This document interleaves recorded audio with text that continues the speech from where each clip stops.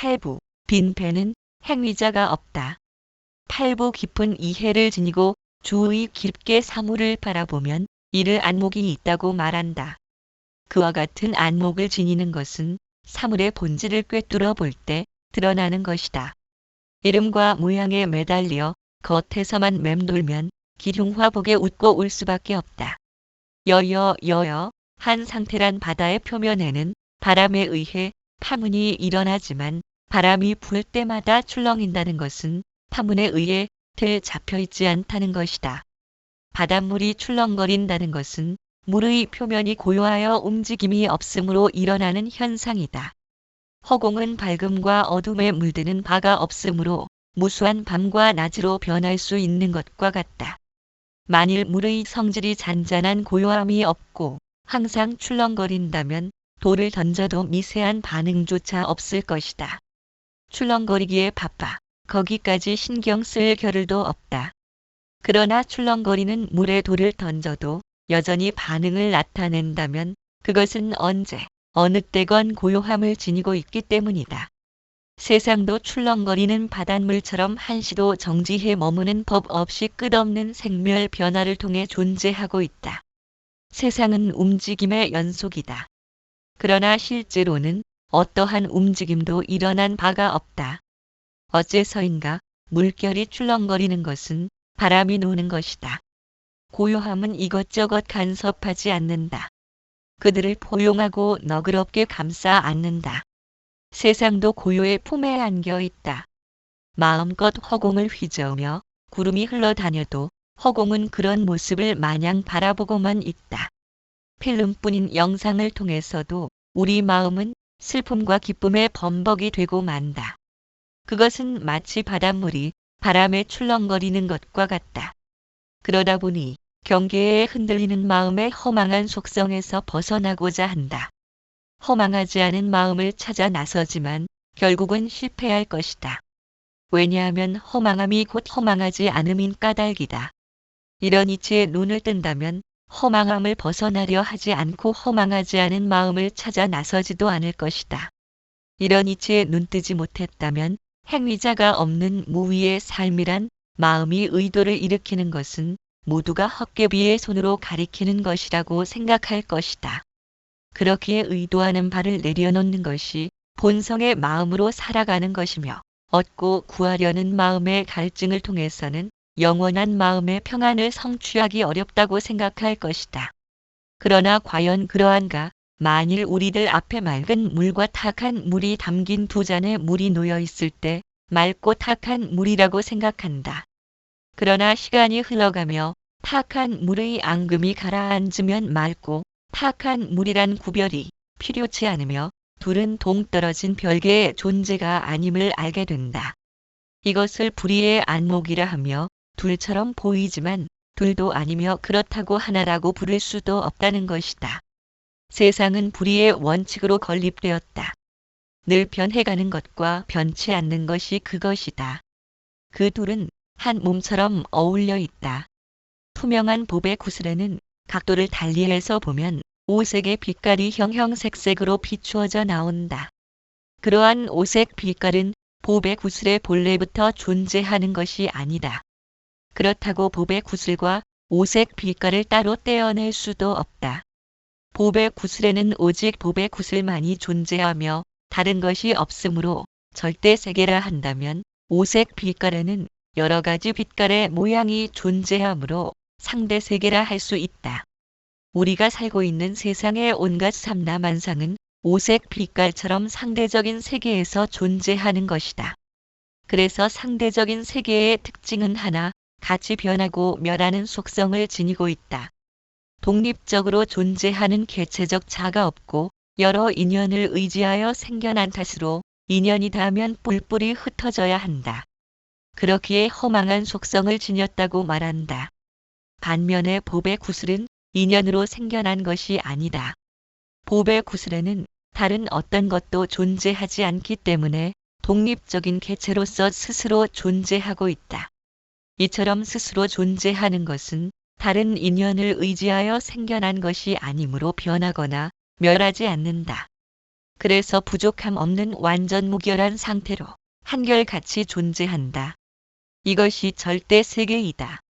즉 상대 세계란 절대 세계를 의지하여 생겨났지만 절대 세계는 스스로 존재하면서도 상대 세계의 여러 가지의 모습을 드러내고 있다. 오색 빛깔은 봅의 구슬이 있으므로 반짝거리는 것이고 반짝거리며 빛을 내는 것은 봅의 구슬의 투명함이 오색 빛깔로 모습을 드러낸 것이다. 그렇기에 어찌 생각하면 절대와 상대란 둘처럼 보이지만 둘은 아니다. 또한 하나라고 말할 수도 없다. 분명히 둘은 성질과 속성이 다른 까닭이다. 반짝거림이 비록 구슬에서 생겨난 허망함이라고 하지만 반짝거림과 구슬은 한 몸처럼 늘 함께 존재한다. 그러므로 반짝거림을 구슬이라고 할 수 없고 구슬을 반짝거림이라고 말할 수도 없다. 우리가 이와 같은 불의의 개념을 받아들이기 쉽지 않은 것은 우리들 내면에는 언어관념이 흘러다니기 때문이다. 언어관념이란 항상 반대편을 의지하여 존재하므로 하나면 하나여야 하고 이것이라면 저것이 아니어야 한다. 그러다 보니 둘을 가리키며 저것은 둘이 아니라고 하면 하나를 즉시 떠올린다. 그렇지만 하나도 아니라고 하면 혼란스러워진다. 이것이 상대적인 습성에 길든 탓이다. 탁한 물을 가리키며 이것은 탁한 물이라고 하면 수긍할 수 있다. 그러나 탁한 물이지만 탁한 물이 아니다라고 하면 언어의 개념에서 벗어난 것이다. 이와 같이 우리는 둘 아닌 상태라고 하면 둘 아닌 상태를 받아들이면 되는데 마음속에는 저절로 하나라는 숫자가 떠오른다. 그래서 둘도 아니고 하나도 아닌 것을 일컬어 불이법 부의법이라고 한다. 불이법은 절대 세계를 가리킨다. 거기에 둘이란 있을 수 없으며 하나마저도 존재할 수 없다는 의미이다. 오직 전체로서 존재하는 세계인 까닭이다. 따라서 절대니 상대니 하는 것도 필요치 않다. 그래서 진리의 세계에서는 이것과 저것을 가리킬 수 없다. 이것이 저것이기도 하고 저것은 이것이기도 한 때문이다. 그 말인즉 언어가 필요치 않음을 의미한다. 언어란 남과의 소통을 위한 것이지 자신과의 소통에서는 하등 필요치 않은 물건이다. 오히려 진리를 장애하는 회방꾼만 될 뿐이다. 그런데도 우리는 진리를 언어로 가리키려 하고 짐작해내려고 안간힘을 쓴다. 사실 무언가를 가리키려 한다는 것은 절대 세계를 이해하지 못한 어리석음이라 할 수 있다. 절대란 이것과 저것으로 존재하는 바가 아니므로 가리킬 수 있는 무엇도 없고 가리킴을 당할 무엇도 없다. 그렇기에 절대를 이해하지 못하여 어리석은 존재도 없고 이해했다고 지혜로운 존재도 없다. 우리들 내면에는 무한히 텅 빈 공간이 존재한다. 그러나 하나거니 둘이거니 하면서 따지는 상대적 관념으로 인해 가로막혀 있다. 마치 영상에 의해 스크린이 보이지 않듯이 마음은 언어적 관념으로 이루어진 탓으로 그처럼 무한히 텅 빈 공간을 감잡지 못하는 것이다. 그러나 감잡든 감잡지 못하든 다를 바 없다. 짐작하고 상상하고 헤아리는 것은 상대적인 관념으로 행하는 것이지만 상대적인 세계는 결국 절대적인 세계에 의해 나타났기에 절대와 상대를 나눌 필요가 없다. 상대적인 세계에서 행해지는 모든 것은 절대를 가리키는 것이다. 설령 절대를 부정한다 해도 상대란 절대의 표현이며 나타남이다. 허공에 구름이 있지만 구름은 허공과 다를 바 없다. 즉 허공은 모습이 없지만 구름을 통해 허공이 모습을 보인 것이고 구름은 형상을 지녔지만 허공의 본성을 지니고 있다. 그래서 형상을 지닌 온갖 삼라만상은 허공의 본성을 지녔기에 텅 빔과 공함의 본성을 지닌 것이다. 그런 까닭의 상대적인 삼라만상은 자체로서 영원히 한결 같을 수는 없기에 변하고 멸하고 생겨남을 반복하고 있다. 따라서 구름은 허공의 모습을 드러낸 것이고 허공은 텅 비었지만 구름을 감추고 있다. 그렇기에 진리를 언어로 표현하고자 하며 짐작해내려는 것은 허공을 보기 위해서 구름을 걷어내려는 것과 같아서 아직 허공을 이해하지 못한 것이다. 또한 구름과 허공이 같은 것이라 해서 구름에서 허공을 찾으려 한다면 구름도 이해하지 못한 것이다. 절대 세계를 가리키는 것들은 그것이 무엇이든지 잘못된 노력을 행할 뿐이며 구름을 통해 허공의 속성을 이해하려 들지만 그럴수록 허공과는 등지고 달릴 뿐이다. 그렇기에 말하는 것, 생각하고 짐작하는 것은 모두 구슬의 반짝거림을 통해 구슬을 알고자 하지만 구슬에는 본래 반짝거림이 없음을 이해하지 못한 것이다. 그렇다면 우리가 생각하고 행하는 것은 진리의 길에서는 전혀 필요치 않다. 그러나 인간은 무언가를 하지 않으면 조바심을 느낌으로 유일한 길이란 생각을 내려놓는 것 외에는 딱히 없을 것이다. 생각을 내려놓는 것에 확신을 지니려면 무아의 이치를 통달해야 한다. 마음이 불편하다고 해서 불편하지 않은 마음을 찾으려 하면 결국 실패할 것이다. 왜냐하면 마음은 한 번도 불편한 적이 없었기 때문이다. 이것을 이해하지 못하면 불편한 마음은 풀릴 기미가 없다. 우리가 불편해하는 마음이란 구름과 같다.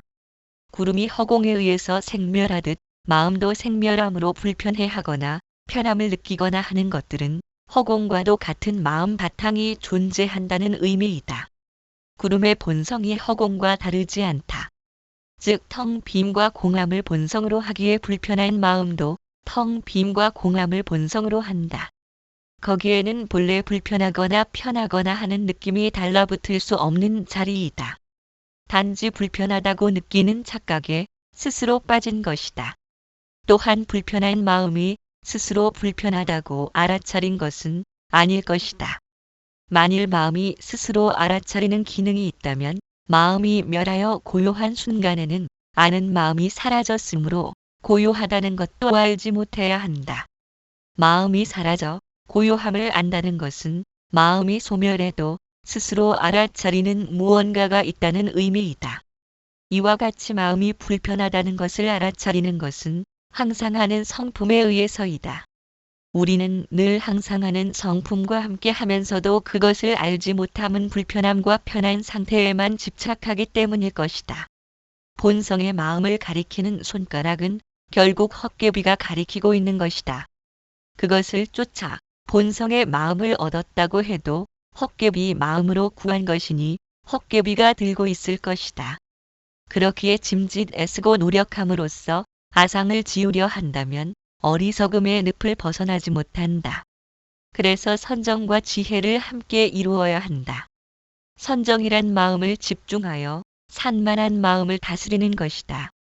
마음이 산만하다는 것은 마음이 이것저것 얻고 구하려는 의도를 지닌 것이다.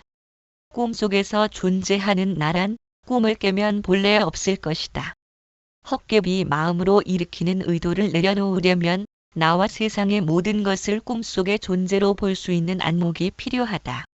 모든 것을 부정해야 하며 부정하려는 생각까지도 부정되어야 한다. 그러나 모든 것을 부정한다는 것은 허상을 치우기 위함이지 실상을 멸하기 위함은 아니다. 허상과 실상이라는 양변의 생각에서 벗어나려는 것은 기차에서 뒤로 달린다고 생각하여 앞으로 나가려는 것과 같다.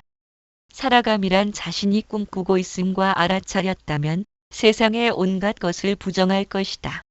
꿈속이라면 꿈에서 의도를 일으키는 것들은 꿈을 실제로서 받아들였기에 고통의 원인이 되는 집착이 생겨나고 있음을 아는 까닭이다. 또한 온갖 것을 부정한다면 모든 것을 거부함 없이 받아들일 것이다. 욕망과 분노의 경계가 나타나도 그것은 마치 기차에서 뒤로 달린다는 생각이 나타난 것처럼 상황이 전개된 까닭에 나타난 것임을 안다. 소란 피우지 않고 조용히 그 마음을 지켜볼 것이기에 세상을 살면서도 세상에 젖지 않는다. 욕망과 분노가 일으키는 애착과 원망이라는 화살을 피해갈 수 있기 때문이다. 자신에게 주어진 상황에 불평하지 않고 훌륭한 연출자로서 그 자체가 되어 자신의 임무를 충실하게 수행할 것이다. 그는 빈 배이며 빈 배는 행위자가 없다.